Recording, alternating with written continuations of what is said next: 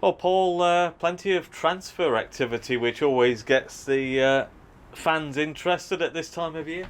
Yeah, I think we've done a lot of what we'd like to think is good work. Very early. I think especially in the National League now, teams are just starting to report back. Our lads will be back in Friday this week. Obviously, from the disappointment of losing at Solihull, which was a massive disappointment, the planning and the work for next season started immediately. And as we speak today, we've probably signed 6. By the time 7 or 8 probably be announced soon, because there's 1 or 2 that we've got that we feel are literally nearly done. That'll be very exciting for our supporters. So the optimism will start to grow with the new season ahead. If we start by looking at the latest signings, so George Cooper and Michael Gayazi, what will they offer? I think if you start with Michael first, I think it's there for all to see what Michael brings. A really good energy at the top end of the pitch, a desire, to work hard from the front and to score goals. He scored a goal at our place in front of the Cop. I think he got a hat-trick over at Wrexham. And playing in a team at the wrong end of the table. Certainly a great age, a great profile for a young striker. To come to our club and work with the other strikers that we've got in Danny Rowe, Tishmanga, and obviously Quiggs. We've got 4 lads at the top end of the pitch that we feel are exciting value and great for our supporters to watch. And then George Cooper as well, a very exciting player. I'm delighted to have got George. I think it's a real coup for the club. I think it just, in today's day and age where there's a lot of big clubs in the National League now, and people will always say it's hard to attract players, which it is, because lads don't want to drop out the league. I think it's great credit to everyone connected with our football club that we managed to secure George. George had other suitors, certainly in Leagues 1 and 2.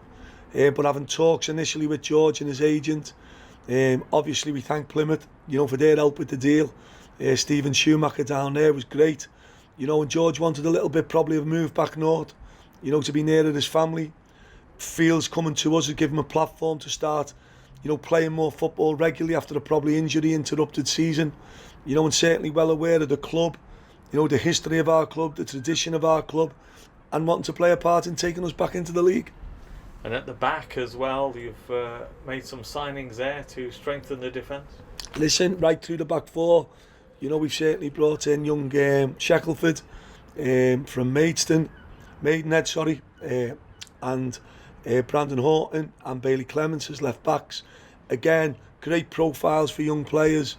I think the eldest one's 25. I think the other 2 are 22. Great energy on the outside of the pitch. I think our supporters know how I like the game to be played. Certainly with full-backs overlapping and the ability to go up and down for 90 minutes is what all them lads will bring. Obviously we've got Kingy with us, that we all have got great affection for Kingy. We think he's a really good full-back, a good player. So there's competition for places on the outside of the game now, and we're delighted to have secured all the lads. And Oldacre in midfield as well? Yeah, again, a lad I've followed for quite a period of time. First come to my attention through Wigan's recruitment room when he was a young lad breaking into the team at Gillingham. He's a player I've followed since then and watched his career probably going the wrong way.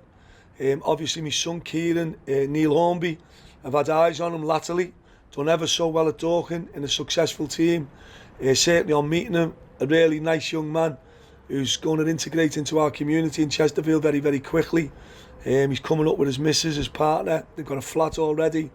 And again, we're excited to see these lads come into what we deem is a great environment for football, and one where we want to have a team exciting, full of energy, going forward and certainly creating chances and scoring a lot of goals.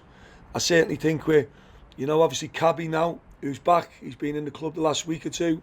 Again, he's going to be reporting for training on Friday, good to go, ready to train. Obviously, Danny's had a little operation on his ablation, the heart, that should, fingers crossed, clear up his situation totally. Clark, he's coming back, Jack, again, totally injury free and ready to start the season. We're still actively looking in the market for signings, so I feel certainly as a club now, the reporting back of Friday can see us train really well for 5-6 weeks and hopefully hit the ground running with a squad now ready to do this club proud next year. So there are talks with other players. How far advanced are those at the moment? It depends where you look at it, Nick. From my point of view, very advanced. Probably for some of the players and their agents, not so advanced, but we again, you know, last year, you know, we had a fantastic season up to a point. You know, it all seemed to to come apart a little bit with injuries, and Cabby's injury down at Weymouth, and you know, Kingy's sending off when we were 2-0 up at Stockport, and you know, so many things went against us. You know, this year now, as we start the season, there's certainly going to be less numbers in the squad. 100% sure of that. You know, and we've got to have a group now, a new group of lads, really intent on doing this club proud. You know, from my time when I was here latterly, you know, to where we are today, is something that no one's enjoyed. You know, no one. The last 2 seasons has seen playoff defeats in there. Quarter-final, I think it was, and semi-final last year. That once you get into them stages, you've seen with Wrexham this year, and you know, it's so difficult to qualify and go through in playoffs. So, you know, we're going to start hitting the ground with the intention of us trying to win the league and go up. We know there's other teams very strong in the division, we're not stupid, but we've all got to believe that that's the intention. And you've received good backing from the board to be able to make those changes that you feel are necessary. Yeah, I think when I spoke about coming back to the club, Nick, I think it was important that myself, the chairman, you know, certainly John, Andy, you know, as the FD and the chief executive, that we were all singing off the same hymn sheet. You know, the plan for us is a clear plan. You know, we've now put a recruitment room in place which is led by Neil Hornby. You know, medical wise, we're trying to not improve that side of it. We had young Emma here last year who was absolutely terrific, who had a really tough job. She had literally an impossible task managing so many injuries literally on her own. So, you know, Em's now moved on to Coventry to work with the first team, and we wish her so much success. She's such a lovely person, and she's going to have a good career.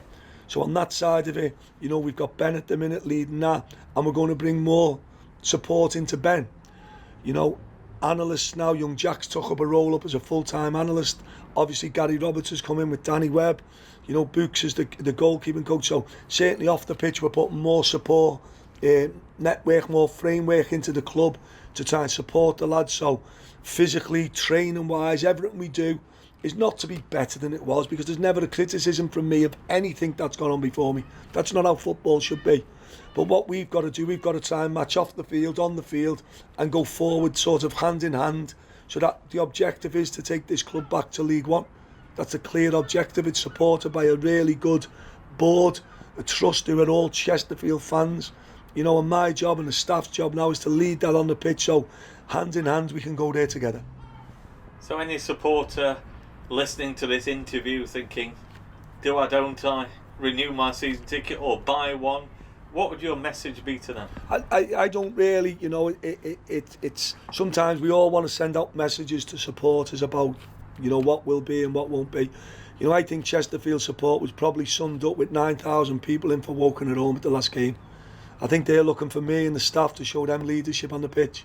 I think our supporters will be there from day one for us. I think as a club run by a trust, we rely heavily on our supporters. I think they know that. Great support everywhere we go. Our home support's going to be so important, and the necessity for us to do this together is more important than ever. Everyone comes to the Technique Stadium and raises the game, and we've got to make sure, me as the manager, the staff, the players and our supporters, we raise our game together.